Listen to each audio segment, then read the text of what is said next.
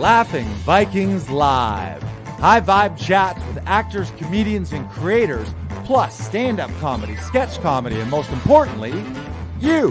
That's right, join us every Monday for new episodes, and you can be a part of the show on Facebook Live, YouTube Live, and Twitch. Ask questions and interact in the comments, and make sure to share this with your actor, comedian, and creator friends so they can be a part of the show too. Can't make a live show? No problem. You can catch up on your favorite podcast platform and visit laughingvikings.com to find out how you can join the cast and crew. All right, it's time for today's show. Buckle up and make sure you stick around to the end because we have a special surprise for you. All right, ladies and gentlemen, it is Laughing Vikings Live. Happy Monday Fun Day. Let's go.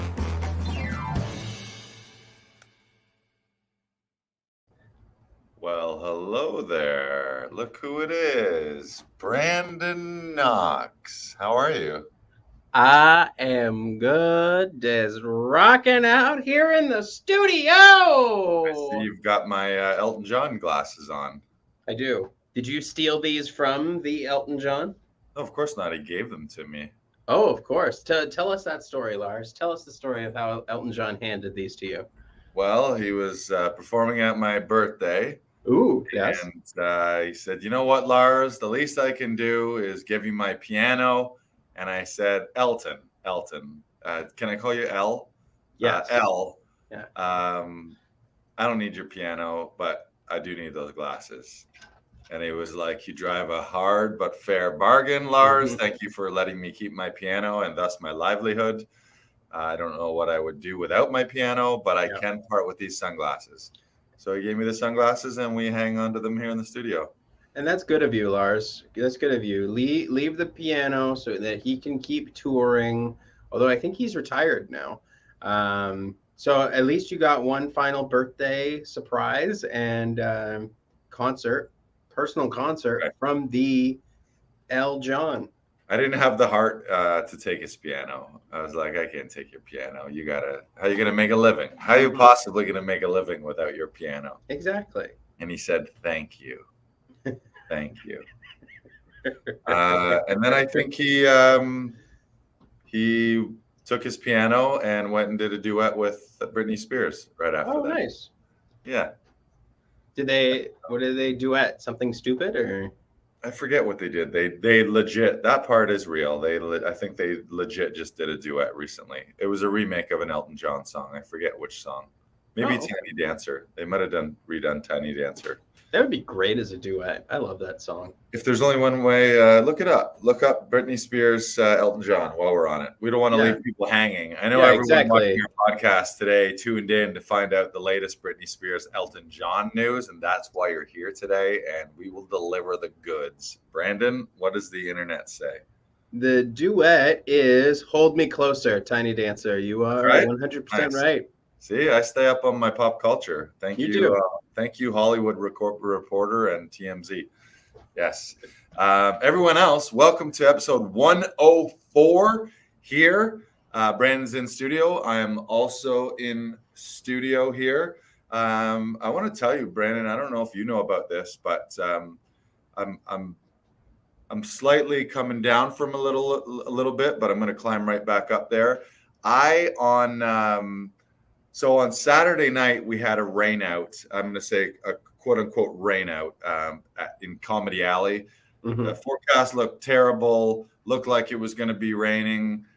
So we were like on the fence, are we going to do it or not? So I pulled the plug. As it turned out, we probably didn't have to pull the plug, but then it's tough when it's raining. And then it's like the people who have tickets, are they going to come?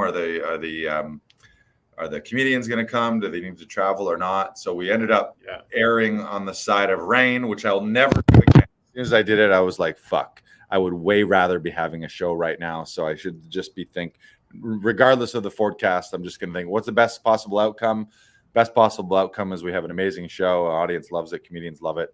So I won't cancel it until the moment of, with the exception of if it's already pouring rain, but it wasn't raining yet. But the forecast looked like it was going to be rained out. So long story short, I Saturday night felt sorry for myself and was like, man, I would rather be doing a show. But then I was like, screw that. I want to make the most of it. And then what I did, I not literally, figuratively lit myself on fire, and I was on absolute fire. You want to know what I did? What did you do? Everything. Ooh. You ever have one of those days where I just got everything done? And I'm not talking about everything on my to-do list. I'm talking about everything, full stop, period. I just got everything done. I was like, what do I need to do? How about I just do everything? So it was a full spring cleaning in the fall, which I believe they call that autumn cleaning. It was like a spring cleaning, but it was in the fall. Full studio. I think I touched everything that I own. I don't know if you've ever done that before, but it feels good. I've touched and accounted for every physical item that I own here in the studio, Nice. including throwing a lot of things out, which is one of the best things in the world.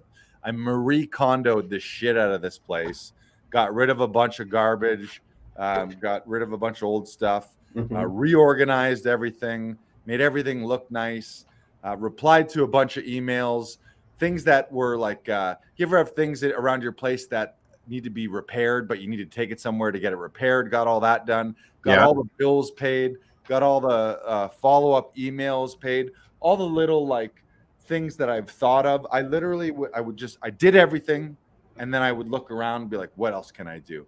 Boom, that, boom, that, boom, that.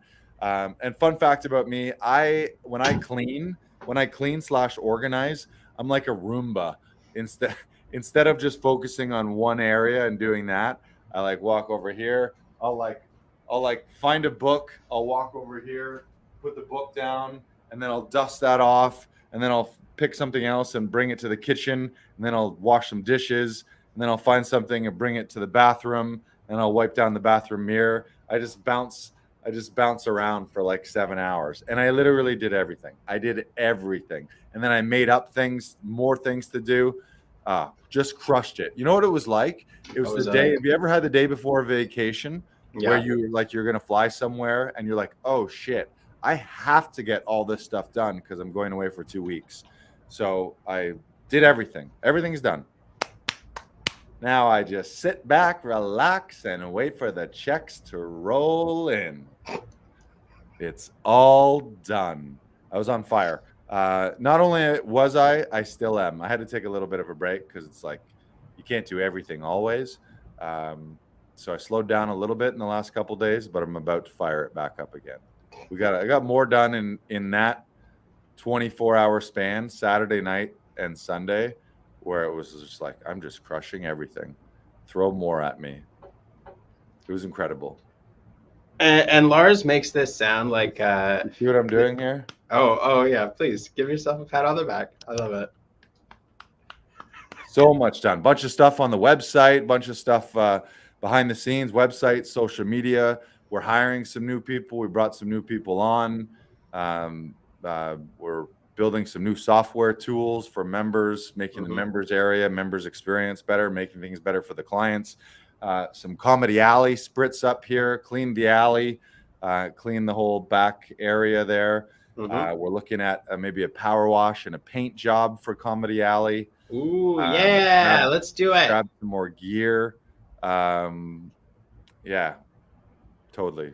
I was on fire. I did everything. Everyone, Lars loves to reorganize the studio. I was gone for 2 days and I came back and everything is completely different. And it's great. It's a lot more efficient. Lars always like upgrades everything and makes sure that everything runs very smoothly.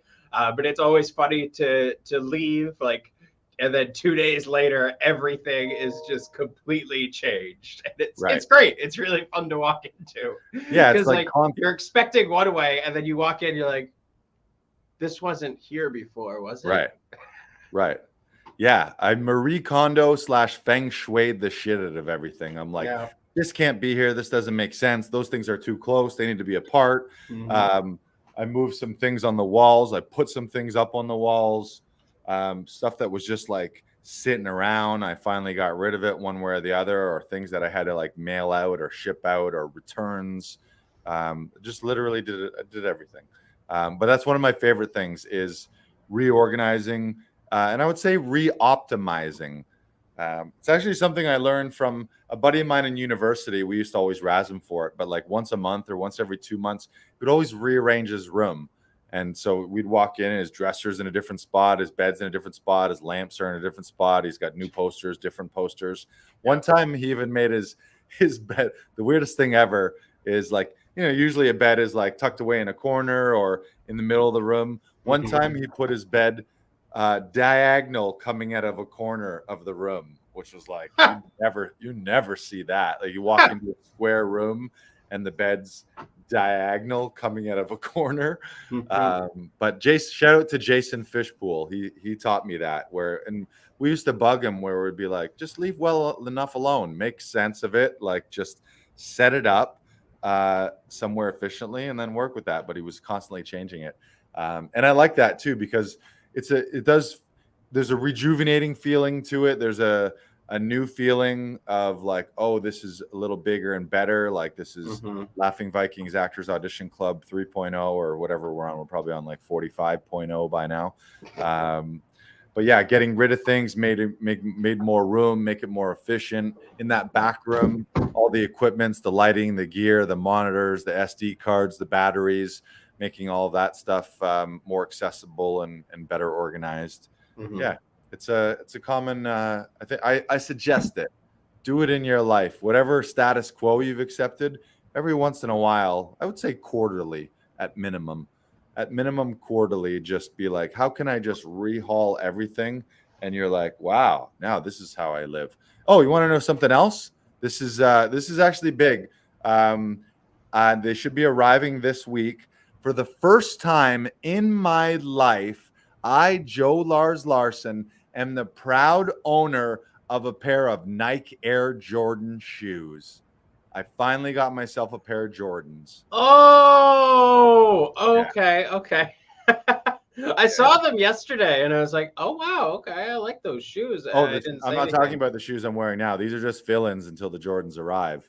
These are other shoes. So here's something about me: is I come from like very middle class background, like obviously middle class North American white privilege. Hello, but not like from money. My parents were teachers, so we were middle class. It's like we never had like we never lacked, but we also didn't have all the we didn't have boats and jet skis and top of the line equipment. Like it wasn't like I could just like wish for something and all of a sudden it showed up. So there was a little bit of frugality and a little bit of paying attention to bills and price tags. And one of the things that I've carried over from that as an adult is I've always been very frugal with running shoes. Like I buy my running shoes at like Payless or Winners, and kind of the mark would be like I would choose style over price, like something that just looks kind of cool or is the right style, but like $40 to $60. And I would never really, with a rare exception when I was a kid with baseball cleats, I might spend back then $100 or $120 on fancy Nike baseball cleats or something. But I've always been very frugal. So the other day I bought a pair of running shoes from Winners for like whatever they are, $45, $50. They look cool. They felt all right. And then they fell apart within like 2 weeks. I like to lace my shoes up tight, and I laced them up and the lace just ripped the loopholes right out of it. So I brought them back to Winners, and I got these ones as they replaced these ones. These ones are great. I don't know what they are. Again, kind of no name, just casual shoes. But in the meantime, I was like, fuck it. I'm going to buy some top-notch athletic shoes. I want them for the gym. I want them to go on runs when I'm doing the boxing workouts. So I went on, started searching cross trainers, stumbled across a pair of Air Jordans, and I'm like, I like the look of these. And I was like, you know what? I've never owned Jordans. I've never splurged. There's a little bit of like scarcity minded, like I'm like penny pinching over $60 versus $80 versus 100. They were 160. So I'm like, fuck it. I'm going to treat myself. I'm going to get some solid shoes. I've never owned a pair of Jordans before. I'm going to do it. I don't really have any reason that I should be sweating the difference between 40, 60, 80 or 100. It's like, it's $100. It's nothing. So I ordered them. And the other reason I ordered them is specifically Jordans is I just like the idea of like Michael Jordan is such an icon of excellence and confidence and championships and all that stuff. So I was like, I'm gonna pay a little more to give myself a reminder that the world is abundant. I'm abundant. I can pretty much make money on demand, and everything is going well business wise and personal wise. And I'm gonna have the constant reminder of being a fucking champion like Jordan everywhere I walk around. So it was a big moment to me. I was proud of myself. I was like, and again, I want to just note how white privilege this entire conversation is, where I'm like, oh, what a good job I've done buying myself a pair of $180 running shoes. But I'd never done it before. So I was like, I'm going to splurge and just settle into my future abundant self, starting with my Air Jordan. So thank you, Michael Jordan. Thank you, Nike. Nice. Yeah. Nice. Well, congratulations on buying the shoes, Lars. Like, that's always a big step. I do. I'm very similar in the fact that I don't want to spend a lot of money on, the things that I wear, and I do try to keep things on a budget, But yeah, no, that's great. Good for you. Thank That's you. a big moment. Sometimes you got to splurge for yourself. Yeah. Treat yourself. It sounds ridiculous. Some of you might be listening like, what are these guys talking about? But there is a difference, like making that switch from scarcity to abundance. Yeah. Of like worrying, and then like what am I actually thinking? Especially like price with certain things, electronics, or maybe certain shoes or sports equipment. Spending like half a day or a day price comparison shopping, where then all of a sudden you're not calculating what you're not calculating. You're trying to save 20 or 40 bucks, but then you spent 6 hours doing it, which means you're telling yourself you're worth $5 an hour, which is a terrible way to think about yourself. So it's also about raising what your time is worth and what your time is spent. And as an actor, as a performer, our time is at the top level, thousands and thousands of dollars an hour, or thousands of dollars a day, $1,000, $5,000 a day. If you're on stage as a comedian, you're getting paid thousands of dollars for 1 hour of performing. No, I'm not moving my mic. Brandon just secretly asked me if I'm moving my mic. Why? Do you hear something? Yeah, I'm hearing like weird muffling noises. It sounds like when you're moving your hands, it's almost like you're brushing up against the mic.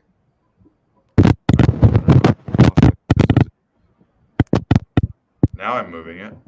Yeah, I can hear that. Yeah.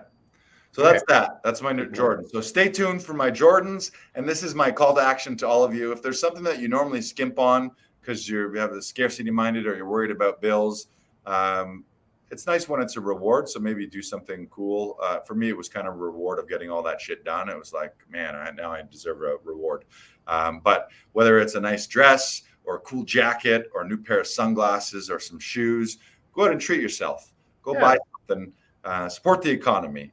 Apparently we're in a recession, so go do small businesses and buy something. And there's also something to say for buying something. Like I was thinking I'm saving money buying $40, $50 pair of shoes, but if they fall apart, then you're not saving any money. So as it turned out, they just gave me a refund and a store credit, and I've got these ones now that aren't really gym shoes, but they're just casuals. I like them. They're a good color. Yeah, these are great. Yeah, I got a lot of blue stuff too, so they match. Like wearing a blue hat with blue shoes. I match. They say if you're wearing hats and shoes are a good thing to, especially hat, shoes, belt. If you can match those all the way through, they're like, that guy's got style. And this is coming from a guy who's colorblind.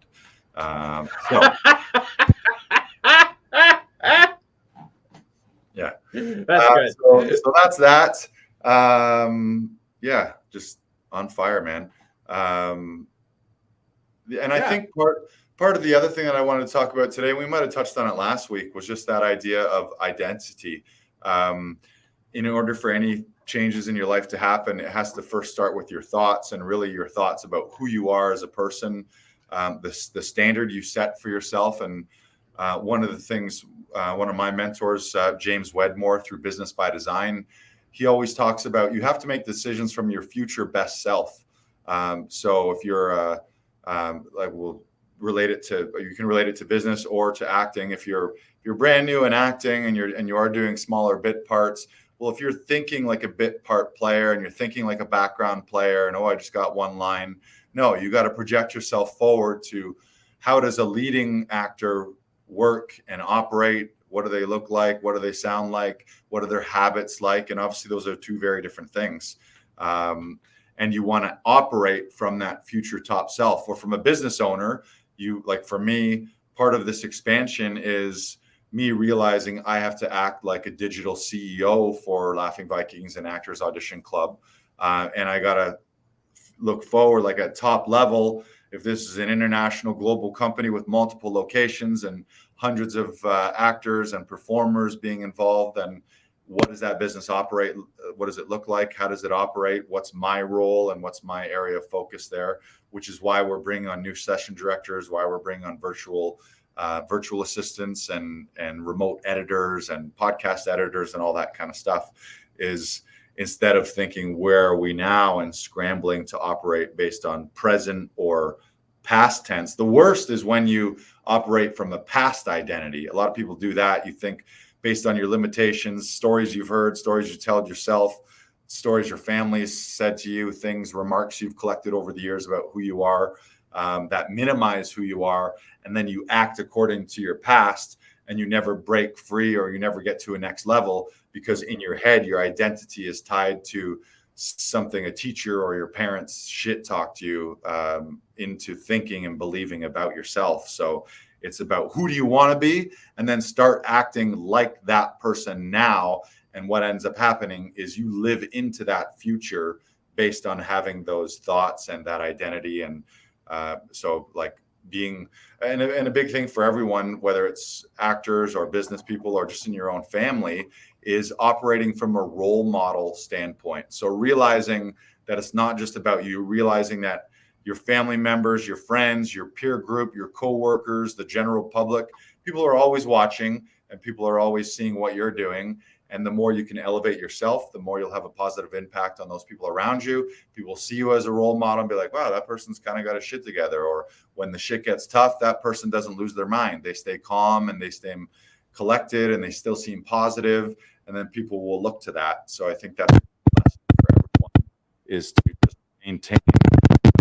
Yeah, we've got all the shit going on, but maintain that role model. See yourself. If you're the captain of the team, or the captain of the pilot in the plane, or whatever analogy you want to use, if that person's freaking out, everyone else is freaking out. So if I came out of the cockpit of a plane and was like, oh my God, everything's terrible, what the fuck is going on? You would be like, oh shit. But if I come out and I'm like, now we've got a little, we're dealing with this right now, everyone stay calm and collected. Note that your inflatables are under your seat and your oxygen mask, should we need it, is right here, and stay calm and collected. That's a lot better feeling than being the person who's losing their shit and freaking out. So hopefully that makes sense.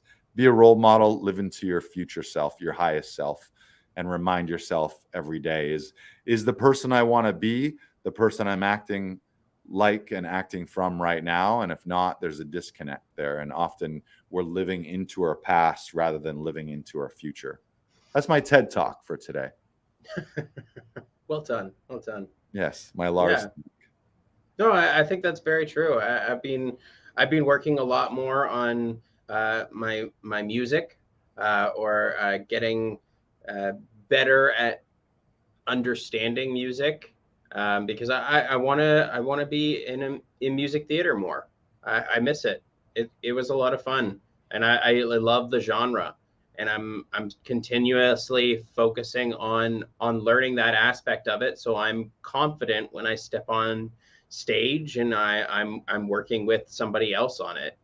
And so that's something I'm focusing on right now, is I want to get better at that. I want to, and maybe it's a good idea to focus on learning an instrument, and because I never did learn that growing up, and so I should actually pick something and learn that. Yeah, you can borrow the slide whistle if you want. Ooh, Brandon Knox, professional slide whistler.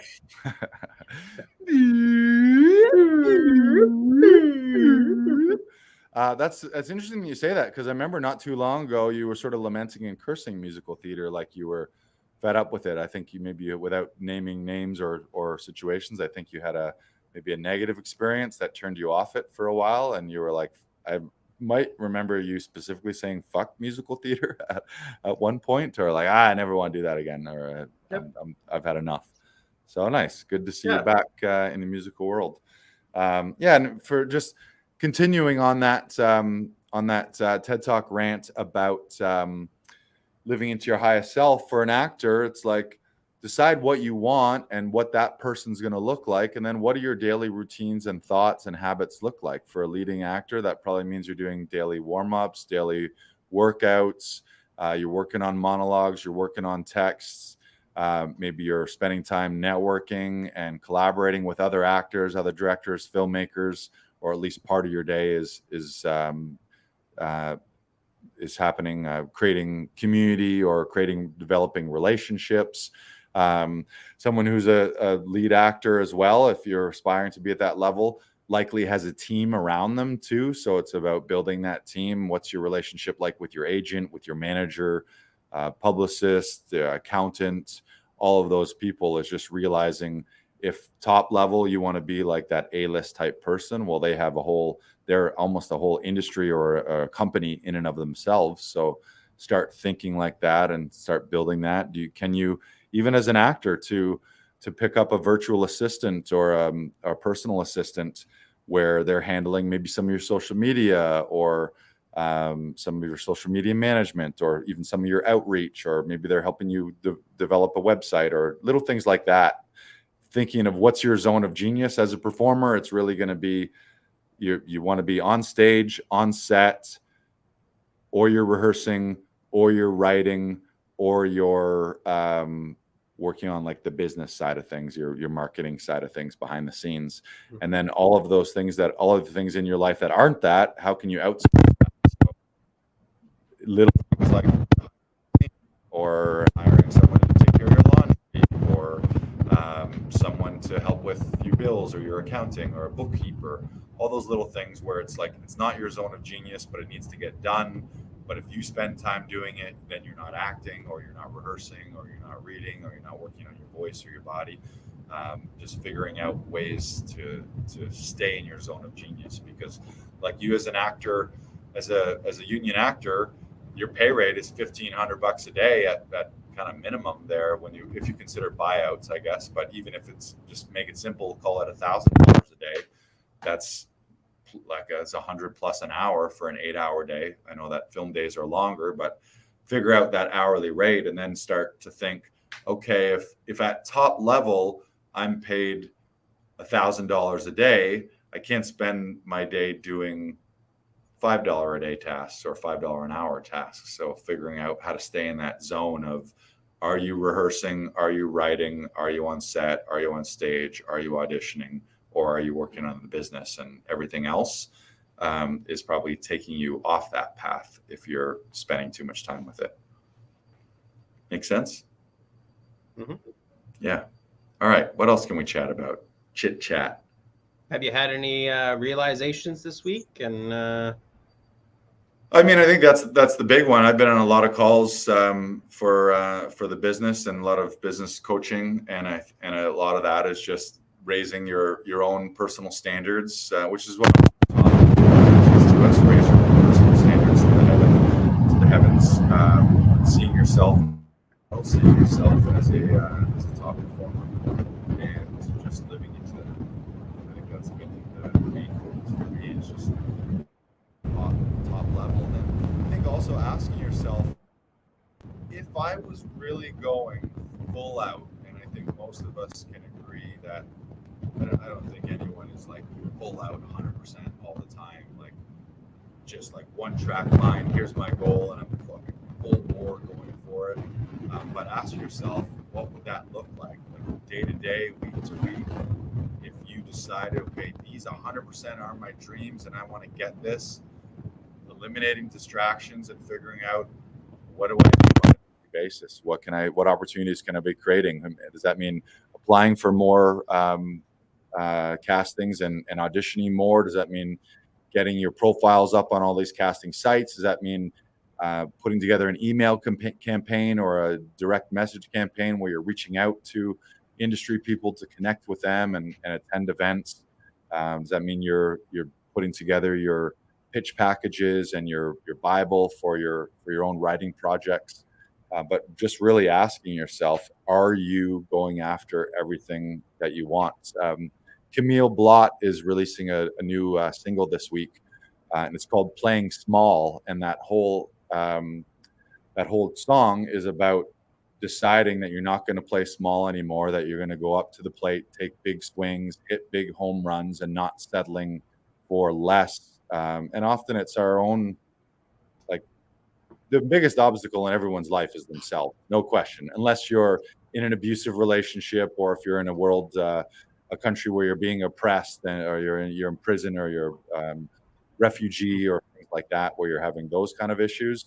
Obviously, people in a war-torn country aren't free to do what we are to do, so we're very lucky. But assuming you're in a family situation and in a political situation where you don't have those constraints, we are by far our number one obstacle. And most of that is just who we think we are in our heads, limits us if we're not thinking top level. So it's about releasing all those shackles and then just growing into that full person and just realizing nobody's stopping you.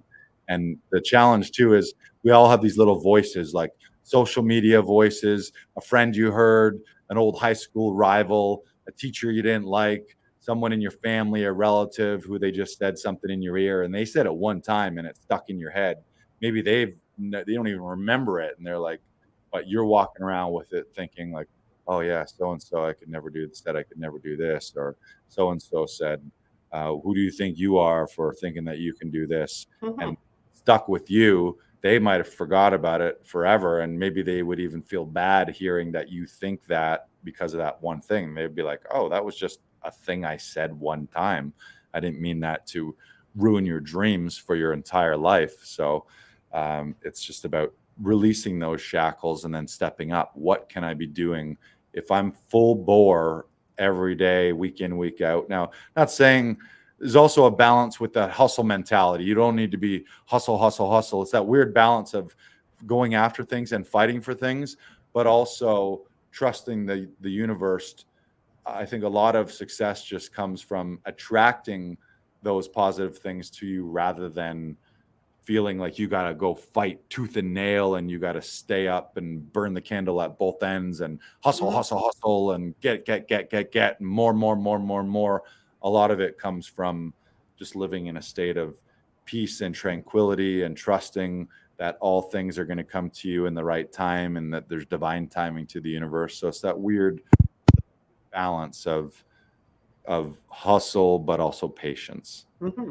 And like, I'll talk a little bit about this. I'm doing a pantomime of Cinderella, and I didn't actually audition for this production. I auditioned for a production with the same company. It was called the Pea Monster or something like that, and I did an audition with them, and like it went really well. Unfortunately, they didn't cast me in that show, but they kept me in mind and emailed me and said, hey, would you like to do one of the roles in this production? We really want to work with you.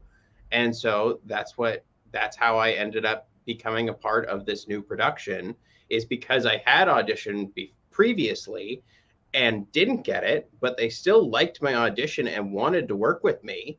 And I had known a couple of them before, and now I am working with them. So it does really come down to patience and like understanding that I might not get this one, but it's going to put me in line for another one, maybe even something better down the line. Right. And like, also to come back to music theater again, I've had people say like, oh, well, your voice is kind of like, choir, like you're good in a choir, but other than that, like it's okay. And like, I've had bad experiences in music theater before, and like it has hurt. It's hurt. And it's coming to the realization that yes, that was a bad experience, but you grew from it. You got better. you are the thing that makes each production better by just being you. And that's so much more important than listening to someone say, oh, like you're good in a choir, but you can't really do a solo. Don't listen to them. Like it's hard. It's hard because it eats away at you. And you're like, well, why did they say that to me? And how could they say that to me? And maybe they're right. But it's tuning that all out and listening to you and trusting your gut and trusting your heart and trusting your mind, because in the end, you know what's right for you. And Right. and you know what feels good and what makes you excited to go in the next day to do more and to learn more. And the more you're fighting to learn, and the more you're fighting to get better, and like you talked about before, you're attracting better things into your life because you are striving to be better. You're Right. striving to get somewhere Right. that's not just, I need this job. Right. Like Right. I always love the first song in a chorus line, which is, I really need this job. And it's a bunch of dancers, and they're dancing their hearts out for this guy, and they have no idea how many people he needs, how many boys, how many girls, or non-binary or anything, and they're just dancing their hearts out, hoping that they get this one job. But it's not about getting that one job. It's setting yourself up for a career that is full of wonderful roles that you absolutely love. Because Right. that's what you want in this career. And that's what it is. It's a career. It is not something that just happens overnight. Yes, that there are cases that where that does happen, but those are few and far between. Right. And those people who get things overnight or quick, they have a life and a career, so they would still have to maintain that too. So just because something great happened early on, whether they quote unquote earned it or not, it happened, but then that goes away. It's like nobody really has one series or one show or whatever that they do forever, and that's it. Yeah. I mean, again, there might be rare exceptions, but and I think you mentioned something about hearing criticism too. It's some of it, like sometimes you got to figure out a muscle of taking criticism or looking at stuff from haters, if you wanted to call it that, and seeing, is there a grain of truth in that? Is there something that I could have done differently? And then letting it go, knowing that, okay, that was just a moment in time. Something like voice, for example. Voice, there's the reason that there's voice and speech teachers and coaches is because it's learnable, and your voice can grow, voice can grow and change, and you learn, and your ear gets better and your voice gets better, so all that changes.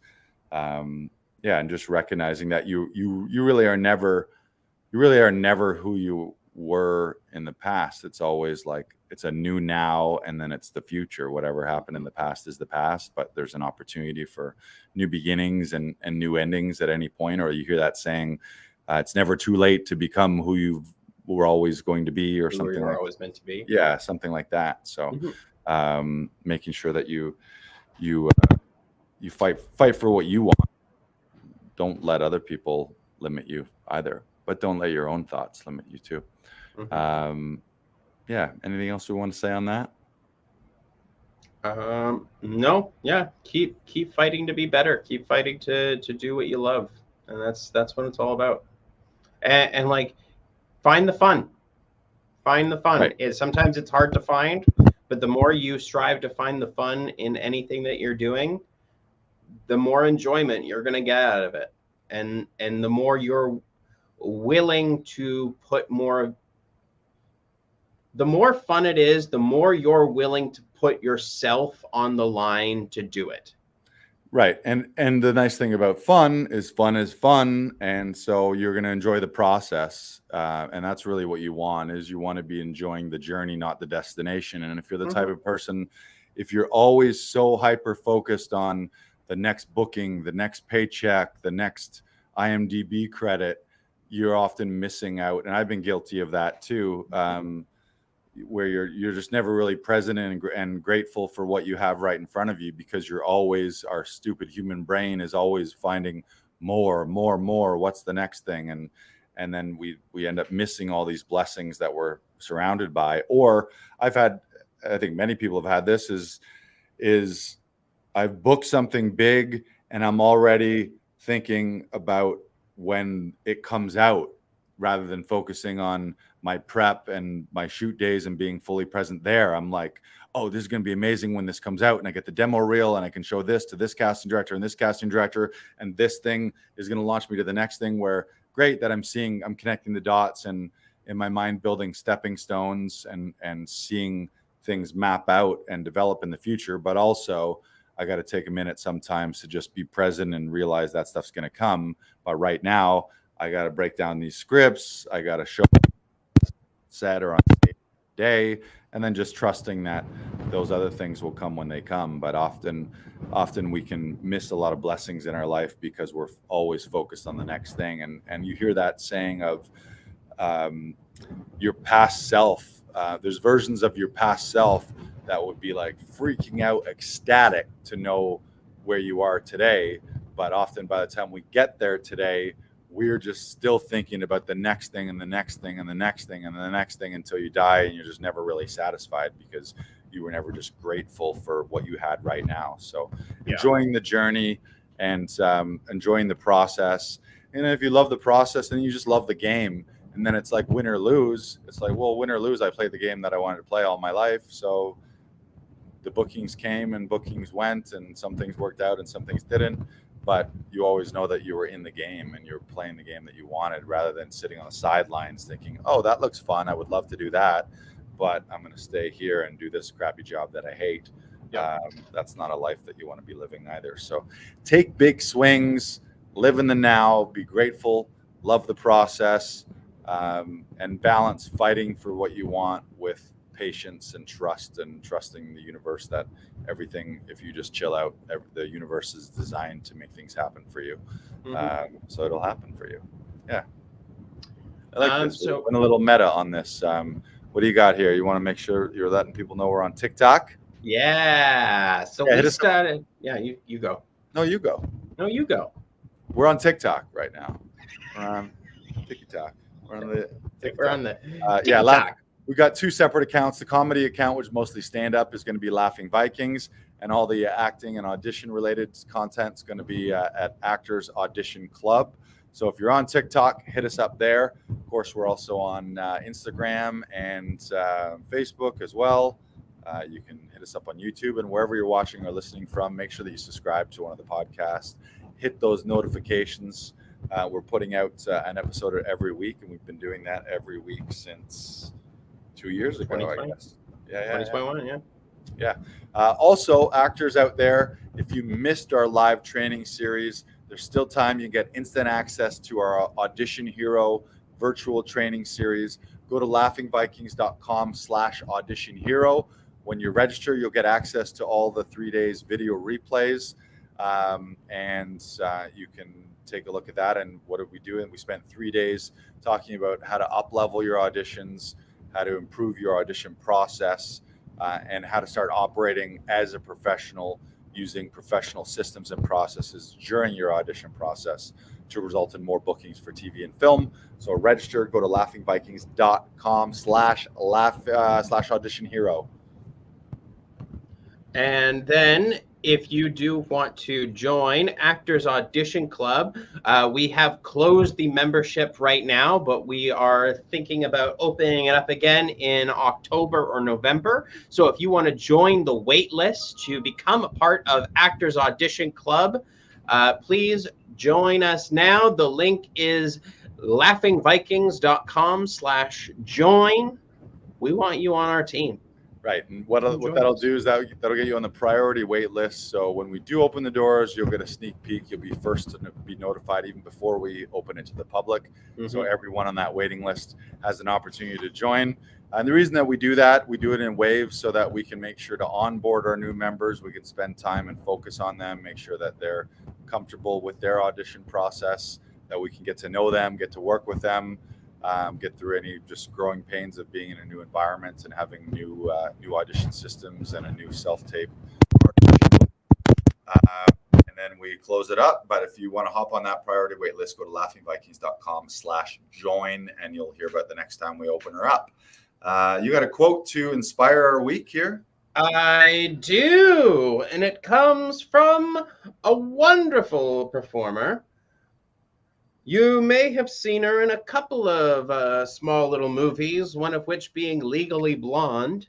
So our quote today comes from Reese Witherspoon, and she says, "There's something timeless and important about making people laugh, about being the right spot in their day." And I think that's so wonderful to hear as a performer, especially as you are a comedian, Lars, like getting those laughs and delivering those laughs and taking the stress out of someone's day is partly why we do this. We love what we do, and we want to make each performer and each person that comes to see Comedy Alley or comes to work on an audition session, we want to make sure that they're laughing and having fun with what they're doing. And the more you're doing that, the more it envelops the audience and gets them on your side. And that's a wonderful thing. And you can be that pick me up in a day. You can lift up someone's spirits if they're having a really crummy day. You get to be that pick me up, and it's a wonderful feeling. Yeah, one of the reasons I love being a stand-up comic and being an actor is because I love stand-up comics and I love actors, and I think it's definitely the road less traveled for someone to. And I'll say this to any artist, whether it's musician or visual artist or no matter what it is. To have the courage to follow a passion and to follow an art form that doesn't necessarily have a set path economically to monetize, that can be challenging for people. But I think ultimately people do it, because it's a passion and it's a level of expression that has to get out of you as a human. But the at its purest level, it's to provide storytelling opportunities to other people and from their daily lives and their Apple problems or their economic problems or their societal problems. Nowadays, like, there's a lot of crazy shit happening in the world. So I love being a stand-up comic, and I love comedians for that reason. Is they're in a way very selfless to be gallivanting around the country, performing for strangers just to make them laugh and enjoy a night out is I think a very noble profession and something that I really take a lot of pride in. And I love people who have been that courageous to buck the trend or the societal norm of, oh, I got to get a 9-to-5 and got to get a salary and I work my X number of years at a corporation, versus people who are like, no, this is the thing that I'm into and I'm just going to figure out a way to make this work. And this is the life I want to live, and I'm going to do it my way, in the words of Frank Sinatra. I did it my way. We love actors. We love comedians. And you guys know our mission here at Laughing Vikings and Actors Audition Club is to uplift, empower, and inspire a global audience of 1 billion people by helping actors and comedians share their stories via TV, film, and live performances. So that is specifically what we do. And I really do believe actors and performers and artists of any kind are really unicorns in a world of horses. I think they're special, and I think they're very magical people, and that's why I've had a lot of fun building a business around that, supporting them and providing resources and tools and a community and a clubhouse atmosphere here for those people, because they're just some of my favorite people. Sometimes to the point where occasionally I think, like, I gotta have more quote unquote regular people in my life, because it's like you get disconnected. It's like after a few years of all your conversations being with comedians and actors, you can become a little disconnected from, oh, there's a real world and real life, there's problems in the world. We're just out here playing make-believe. Like, we're all off in Never Land while the world is burning. But that's also why we exist too, is to provide some levity in some of those times of darkness. So yeah, love it. Speaking of that, make sure to check out Comedy Alley every Friday, Saturday. We don't have too many shows left. It's seasonal. We go up to Halloween weekend. So if you want to join us for a few more shows, you got the rest of September and October. Go to laughingvikings.com/Comedy Alley. And if you go to our Instagram, you'll see the upcoming acts and the upcoming lineups. But you can join us in our intimate outdoor venue, pro comedians, and you can escape some of those family issues, some of those societal issues. Maybe you got parts of your life that aren't the best right now. Well, take a load off and just sit back, relax, smile, laugh, and remember what they say: laughter is the best medicine. So maybe you don't need more penicillin. Maybe you need some chuckles. Not a doctor. I'm not a doctor. Lars told me to stop taking my insulin and just go to a comedy show. Listen to your doctor. If your I mean, Mary Poppins said to have sugar with your medicine, and that can't be great either. A spoonful of sugar makes the diabetes medicine go down. I think that's what she said. There you go. Yeah. So thank you, everyone, for tuning in today. Go out there, be your best, elevate yourself, grow, hustle, but also with the patience and gratitude that in due time, you're going to get everything that you desire in your life. All your dreams are going to come true. Because here at Laughing Vikings Actors Audition Club, what are we doing? We're making dreams come true in 2022. It rhymes. It's a good one. It does. All right. Thank you, everyone who tuned in today. Please follow us on all the podcast platforms and on TikTok. Smash those buttons. Smash them all. Doosh. Smash them. Doosh. Doosh. Have a fantastic week. We love you all.